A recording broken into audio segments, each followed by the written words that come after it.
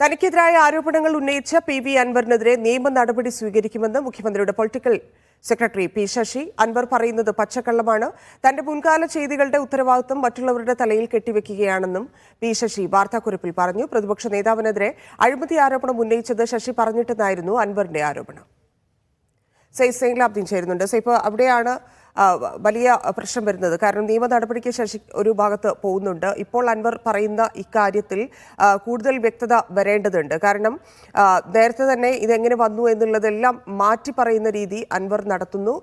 മാത്രമല്ല, ഈ വിഷയവുമായി ബന്ധപ്പെട്ട് മുതിർന്ന കെ മുരളീധരനോ കെ സുധാകരനോ രമേശ് ചെന്നിത്തലയോ ഇവരാരും ഇതിൽ ഇതുവരെ പ്രതികരിച്ചിട്ടില്ല. അപ്പോൾ ഒരു അവ്യക്തത ഇപ്പോഴും തുടരുകയല്ലേ? അത് ക്ലിയർ ആകേണ്ടതല്ലേ?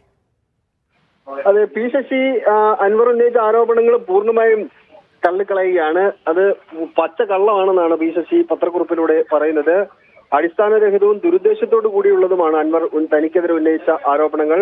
പ്രതിപക്ഷ നേതാവിനെതിരെ ആരോപണം ഉന്നയിക്കാൻ താൻ ആവശ്യപ്പെട്ടിട്ടില്ല.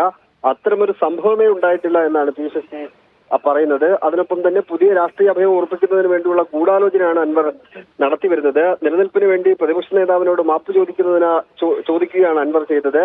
തന്റെ മുൻകാല ചെയ്തികളുടെ എല്ലാം ഉത്തരവാദിത്തം മറ്റുള്ളവരുടെ തലയിൽ കെട്ടിവെക്കാൻ വേണ്ടിയാണ് അൻവർ ശ്രമിക്കുന്നത്. തനിക്കെതിരെ ഉന്നയിച്ച ആരോപണങ്ങൾ ഒന്നുപോലും തെളിയിക്കാൻ വേണ്ടി അൻവറിന് ഇതുവരെ കഴിഞ്ഞിട്ടില്ല.